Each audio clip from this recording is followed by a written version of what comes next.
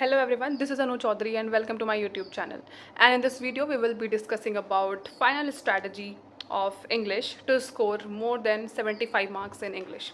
तो जैसा कि मैंने पहले भी अपनी वीडियोस में बोला है कि सीडीएस एग्ज़ाम जो है वो इंग्लिश से ही क्लियर हो सकता है। एक्सेप्शंस आर देयर, कुछ एक्सेप्शंस हो सकते हैं, ठीक है, जिन लोगों की जीएस बहुत अच्छी है या फिर जिन लोगों ने मतलब बहुत टाइम से कॉम्पिटिटिव एग्ज़ाम दिए हैं, तो ऑब्वियस सी बात है कि उनकी जीएस थोड़ी सी अच्छी होगी।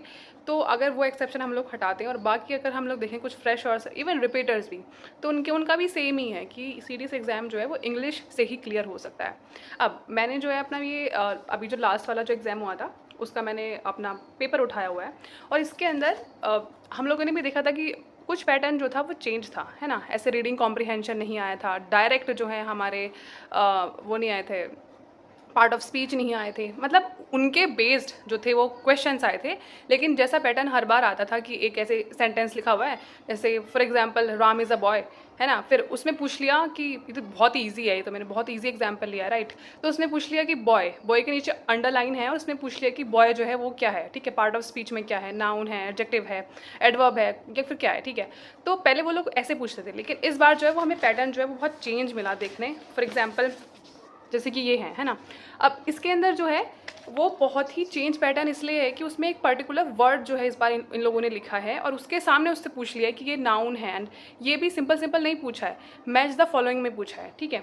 तो यहाँ से जो है वो हम लोगों का एलिमिनेशन मेथड पिक्चर में आता है। और मैं ये नहीं बोलूँगी कि बहुत ही ईजी थे, बट हाँ, अगर आपको एक क्लियर आइडिया है कि भाई पार्ट ऑफ स्पीच जो है वो क्या होते हैं और कैसे सॉल्व होते हैं, और उसके उसमें भी अगर एक प्लस पॉइंट ये है कि you really know that how to solve the question and how to apply the elimination method, तो ये क्वेश्चंस काफ़ी हद तक ईजी हो गए थे, ठीक है। अब इसके अलावा हम लोग कुछ और चीज़ भी देखते हैं, जैसे कि क्लोज टेस्ट, जो कि मैं समझती हूँ कि हर बार एग्ज़ाम में आता है। एक दो ऐसे मतलब साल रहे हैं जिसमें क्लोज टेस्ट नहीं आया है सीडीएस के अंदर, बट हर बार आता ही है, तो उसमें कोई शॉकिंग ऐसी कोई शॉक होने वाली चीज़ नहीं थी, ठीक है। फिर उसके बाद हम लोगों का था वही फाइंडिंग एरर, स्पॉटिंग एरर, वो भी हर बार ही आता है ना। अब उसमें ये हो सकता है कि थोड़ा सा उसका लेवल जो है वो थोड़ा सा टिपिकल हो गया हो, क्योंकि अब से पहले वो जो सिंपल चीज़ें जो पूछते थे, जैसे कि आइदर और वाले जितने भी ये कॉम्बिनेशन है ये पूछ लिए उसने, थोड़ी सी एक्सेप्शन की जो चीज़ें होती हैं, and some of the example are related to we can say pronounce as well, that pages after pages वाला बहुत फेमस एग्जाम्पल है ना। तो ये सारे जो मैं बोल रही हूँ ना, ये वाले क्वेश्चंस पहले आते थे। आजकल जो है वो बहुत सारे या तो एक्सेप्शंस हैं, उनकी मिक्सिंग आ रही है एग्जाम के अंदर, या फिर ऐसी चीज़ें हैं जो थोड़ी सी मतलब लेवल उनका थोड़ा सा टफ है। स्टिल अगर आपके कंसेप्ट क्लियर हैं तो वो भी आराम से सॉल्व हो सकते हैं by applying the elimination method. अब इसके अंदर एक मैं ये समझती हूँ थोड़ा सा स्कोरिंग पोर्शन आता है, जो कि आते हैं इडियम्स। अब इडियम्स हमारे ऐसे होते हैं कि उसमें ना मतलब अगर 4 ऑप्शन है, ठीक है, तो उसमें से 2 जो हैं बहुत ही आसानी से एलिमिनेट हो जाते हैं, बचते हैं 2, जिसमें 50-50 का गेम रहता है फिर, है ना। वो फिर आपकी मतलब थोड़ा सा लक मान सकते हैं, या फिर अगर आप थोड़ा सा उसमें और दिमाग लगाओगे तो वो भी आसानी से सॉल्व हो सकता है। तो ये इडियम्स हो गए। एंड इसके और जो हम लोग देखते हैं वो हो गए part of speech. And in सब के अलावा अगर हम लोग देखते हैं क्लोज टेस्ट, अगर आपकी वोकैब अच्छी है, जो मैं समझती हूँ कि वोकैब एक बहुत मतलब एक प्रॉब्लमेटिक पार्ट होता है बहुत सारे स्टूडेंट का, वो अच्छी नहीं होती है। और तो हम लोग क्लोज को अगर साइड में रख दें तो हमारा जो रीडिंग कॉम्प्रिहेंशन जो इस बार नहीं आया था, तो हम ये नहीं सोच सकते हैं कि वो हर बार ही नहीं आएगा। तो रीडिंग कॉम्प्रिहेंशन हो गया हमारा, पार्ट ऑफ स्पीच हो गए हमारे, इडियम्स एंड फ्रेजेस हो गए हमारे। एंड उसके अलावा जो हमारे PQRS आते हैं, मैं ये समझती हूँ कि अगर रीडिंग हैबिट्स अच्छी हैं, अगर if you are a good reader, मैं ये नहीं बोल रही कि बहुत ही ज़्यादा प्रोएफिशिएंट रीडर हो और भाई रोज़ न्यूज़पेपर पढ़ते उठ के, वो वाला सीन नहीं है। अगर आप टाइम टू टाइम भी कुछ कुछ चीज़ें पढ़ते रहते हो, आपको थोड़ी बहुत पढ़ने की आदत है, तो PQRS जो छोटे वाले आते हैं वो आसानी से सॉल्व हो सकते हैं। हाँ, S1 S2 जो आता है ना, S1 S6 जो आते हैं, उसमें थोड़ी सी प्रॉब्लम हो सकती है। और मैं ये समझती हूँ कि अगर उसमें से मतलब पूरे अगर वो 10 आ रहे हैं और उसमें से आपने 6 या 7 में एक बेटर चांस लिया है by applying the logical methods, तो बहुत ही एक अच्छी चीज़ है, वो उसी से आपका बहुत अच्छा स्कोर बन सकता है उधर, ठीक है। अब उसके बाद हमारे आते हैं, अब उसके बाद ये बात आती है कि अगर एग्ज़ाम के अंदर कुछ चीज़ें बहुत ही ज़्यादा नहीं आ रही हैं, अब से पहले कभी हम लोगों ने देखी ही नहीं है, हमारा कुछ उनसे लेना देना नहीं है, तो सबसे पहले तो ये है कि वो सिर्फ आपके लिए ही नहीं आ रही हैं, राइट। जो भी बच्चे इस एग्ज़ाम के लिए पढ़ रहे हैं वो सबके लिए उतनी ही न्यू हैं जितनी वो आपके लिए हैं, ठीक है। तो वहाँ पे काम आता है कि किस हिसाब से आपका दिमाग जो है वो उस टाइम पे शांत है, कि आप काम हो या नहीं हो, आप पीसफुल हो कि नहीं हो, ठीक है, और उस स्टेट ऑफ माइंड में आप क्या चीज़ें सोच पा रहे हो, और सबसे बड़ी चीज़ जो आप सोच पा रहे हो कि उसका इम्प्लीमेंटेशन भी हो रहा है या नहीं हो रहा है, ठीक है। तो ये नहीं सोचना है कि ये चीज़ें बहुत ज़्यादा डिफरेंट आ गई हैं, तो भाई अब तो हो गया काम, अब नहीं हो पाएगा एग्ज़ाम, ठीक है। तो अपनी जो पढ़ी हुई चीज़ें हैं वही सारा लॉजिक जो है उधर इम्प्लीमेंट करना है, ठीक है। तो ये तो हो गया सारी चीज़ें कि कैसा पैटर्न चल रहा है, क्या चीज़ें हो रही हैं, ठीक है, और कौन कौन से अभी भी स्कोरिंग एरियाज़ जो हैं वो आ रहे हैं।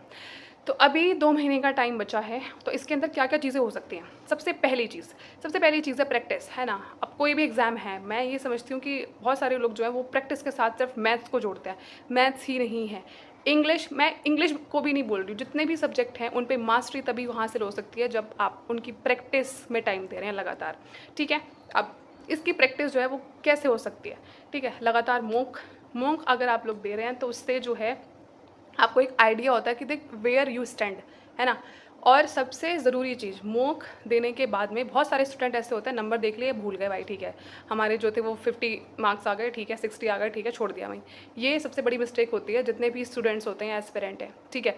ये बिल्कुल भी नहीं करना है। मॉक के बाद में जो एक आइडियल स्टूडेंट होगा वो तभी उसको लेके बैठेगा और उसका एनालिसिस लिखेगा कॉपी के अंदर। मैं ये बोल रही हूँ उसको देखना भी नहीं है, उसको कॉपी के अंदर लिखना है, कहाँ कहाँ मिस्टेक्स हो रही हैं, कहाँ कहाँ मार्क्स जा रहे हैं, ठीक है।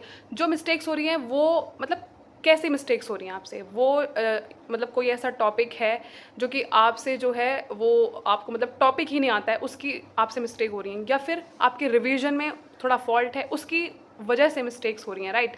या फिर अगर हम लोग बोल सकते हैं कि रीडिंग कॉम्प्रिहेंशन में अगर मिस्टेक हो रही है तो वो आपका जो कंसेप्ट है उससे रिलेटेड मिस्टेक नहीं है, ठीक है। ये आपकी जो है उस टाइम पे आपने कुछ पढ़ा नहीं ध्यान से, या फिर आप 2 स्टेटमेंट में जो थे वो कंफ्यूज हो गए, उसकी वजह से वो मिस्टेक हुई है, ठीक है। तो वो आपकी जो है वो कंसेप्चुअल मिस्टेक्स में नहीं आएगी, है ना। और फिर आती हैं हमारी वो मिस्टेक्स जो हमसे वोकैब में हो रही हैं। तो ये सारी चीज़ें तो ये हैं कि भाई आपके फैक्ट्स थोड़े से कमज़ोर हैं, आप मतलब चीज़ें जो हैं आपको याद नहीं है ना। तो वही चीज़ें हैं कि आपको देखना है कि फैक्चुअल मिस्टेक्स हो रही हैं, कंसेप्चुअल मिस्टेक्स हो रही हैं, या फिर सिली मिस्टेक्स वो होती हैं जैसे कि भाई आंसर जो था वो ए था, बाय मिस्टेक सी लगा दिया।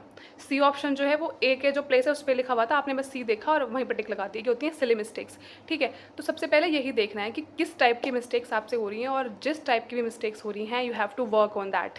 अभी टाइम उतना नहीं है कि बेसिक से जो है वो आपने टेंस उठा लिए और भाई ये चलो पढ़ रहे हैं, टेंस पढ़ लेते हैं, आज जो है भाई नाउन उठा लिया, नाउन पढ़ लेते हैं, वो टाइम नहीं है। अब मैं ये समझती हूँ कि अगर आप लोग सीरियस के लिए आए हो तो भाई नाउन और ये प्रोनाउन सब तो आता ही होगा, ठीक है। प्रैक्टिस में जाओ, जितने क्वेश्चन या सेट लगाओगे उतनी चीज़ें जो हैं वो क्लियर होती रहेंगी टाइम टू टाइम। और उससे भी ज़रूरी है, टेस्ट लगाने से भी इम्पॉर्टेंट है, अपनी मिस्टेक्स को लिखो और अगले टाइम जो है उन चीज़ों को ब्रश अप करो, ठीक है। अब आता है वोकैब का सेक्शन।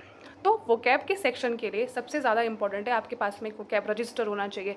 कुछ भी चीज़ें आप पढ़ रहे हैं, फ़ोन के अंदर कुछ देख रहे हैं, कुछ भी पढ़ रहे हैं, ठीक है, वहाँ पे कोई भी नया वर्ड आपको दिखता है, कॉपी में लिख लीजिए, ठीक है। कॉपी में लिखो और उसके 2-3 सिनोनियम लिखो, ठीक है। 1-2 उसका एंटोनियम भी लिख लो अगर आप ज़्यादा ही कुछ मतलब बहुत ज़्यादा ऐसे सीरियस स्टूडेंट हैं, ठीक है।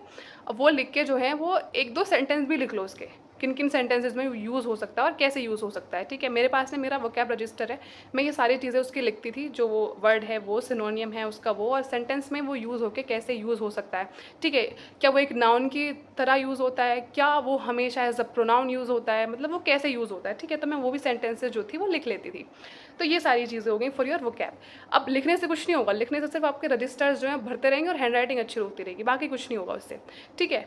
सुबह उठ के सबसे बढ़िया टाइम होता है वोकैब को दोबारा अपने माइंड में रिटेन रखने का, रिवीजन। सुबह उठ के फटाफट से रिवाइज मार दो वर्ड्स को, ठीक है, फटाफट से रिवाइज। तो इससे क्या है, वो चीज़ें जो है आपके दिमाग में बार बार रिटेन होती रहेंगी ना, तो वो बहुत ज़्यादा इंपॉर्टेंट एक आस्पेक्ट है। तो ये सारे पॉइंट्स मैंने इस वीडियो में डाले हैं, अपनी जो मतलब क्या क्या अभी भी एग्ज़ाम में ऐसा आ रहा है कि चीज़ें जो हैं वो ईजिली अटैम्प्ट हो सकती हैं, और उसके अंदर भी अगर पैटर्न चेंज हो रहा है तो उसमें भी जो है कंसेप्ट तो चेंज नहीं हो रहा है ना, सारी वही चीज़ें हैं। और कुछ चीज़ें बहुत डिफरेंट आ रही हैं, तो वो सबके लिए आ रही हैं, आपके लिए नहीं आ रही हैं। बाकी वोकैब के बारे में मैंने बोल दिया है सब कुछ, कैसे कैसे क्या चीज़ें मेंटेन होनी है। तो अभी you have to work on all these aspect, and अगले वीडियो में I will show you that how I solved my Series 1 2025 English question paper, क्योंकि थोड़ा टफ तो था, जैसे हम मान सकते हैं पैटर्न चेंज हुआ था, तो मैंने कैसे उसको सॉल्व किया था by my whole analysis and my conceptual clarity, So till then, take care, bye bye, and study hard and study smart. Thank you so much for watching my video and subscribe to my channel. Thank you.